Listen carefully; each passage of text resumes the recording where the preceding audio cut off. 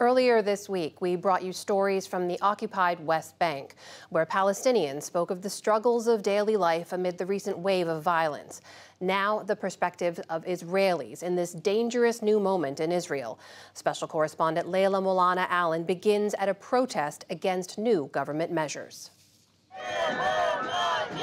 Democracy or Bibi, they cry, railing against the prime minister who now leads the most right-wing government in Israel's history. Hundreds of thousands took to the streets in protest Tuesday after a bill which would allow the government to pass any law it likes, unimpeded by Supreme Court oversight, passed its first parliamentary vote. Once it has free rein to pass laws, the new government, in the agreement that brought it to power, said it plans to extend Israeli settlements. Netanyahu and his ministers frequently speak of increasing security measures in Palestinian areas. As divisions grow over the potential impact of these policies, Army veteran Ronen Olshever fears for his family's future. I'm very worried about the violence. I'm very worried about my kids. Ronen isn't the only parent terrified of the violence that's engulfed Israel and the Palestinian territories anew. Since the start of the year, the Israel Defense Forces say there have been more than 320 attempted terror attacks against Israelis in the West Bank alone. While the security forces have conducted more than 1,800 raids on Palestinian towns and villages in response. Eli is an Israeli settler town in the West Bank that's home to more than 1,000 families. Eliana Passantine moved here with her husband 28 years ago after leaving San Francisco to make Aliyah, or claim Israeli nationality. We're here because of our love of our land and because Israel is expanding, and this is a place that Israelis can live.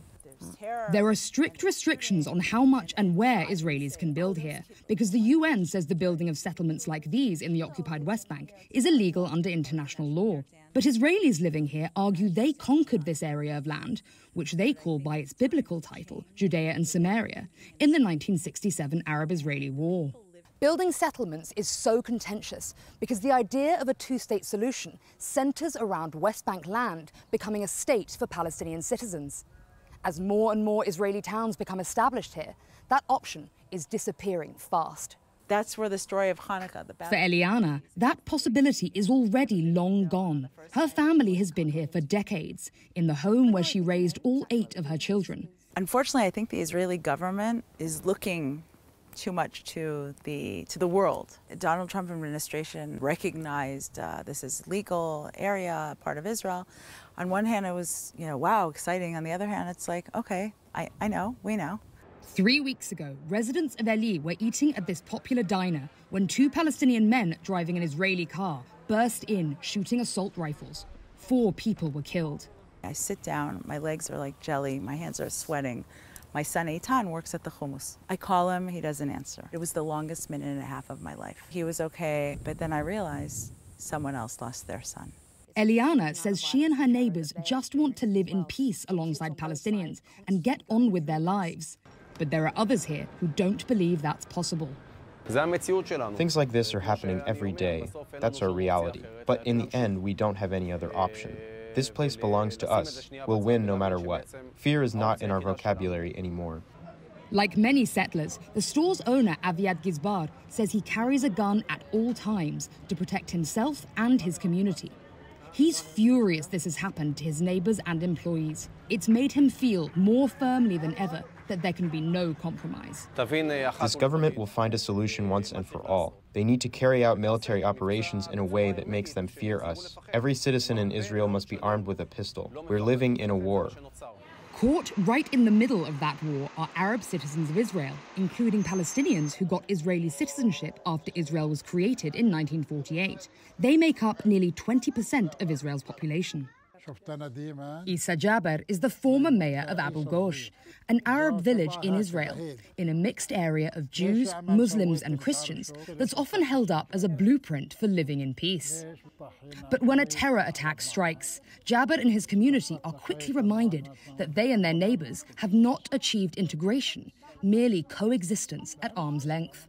Such attacks produce what's called collective sanctions against us, like the people who do not attend our restaurants and our shops, because some of them because of the fear, and the others they want to punish us. as if we are partner of what happened. Now, in rhetoric, if not yet in practice, the new government and some of its supporters are calling the hard-won status and rights of Arab Israelis into question, branding them as an enemy within. Jaber fears this incitement could shatter the fragile peace he's dedicated his life to creating here.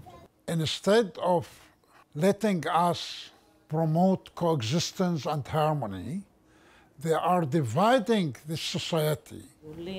Bracha Lederman and her family avoid politics altogether, living a quiet, devout life of religious study in their ultra-Orthodox Hasidic community of Elad. But the fresh wave of politicized violence tearing through the country burst into their lives one morning in February. His mother-in-law called me and told me he's lying on the ground, unconscious, bleeding, and not responding. By the time we arrived at the hospital, he was dead. Bracha's 20-year-old son Shlomo was waiting at a bus stop in Jerusalem, on the way to bring his new wife to Shabbat dinner with his family. Suddenly, a Palestinian driver rammed his car into the waiting crowd. Two little boys, just 6 and 8 years old, were also killed in the attack. Shlomo was a very special kind of person. He was really the soul of our family. My son didn't harm anyone. He was just standing at a bus stop waiting for a bus. Why should he be killed?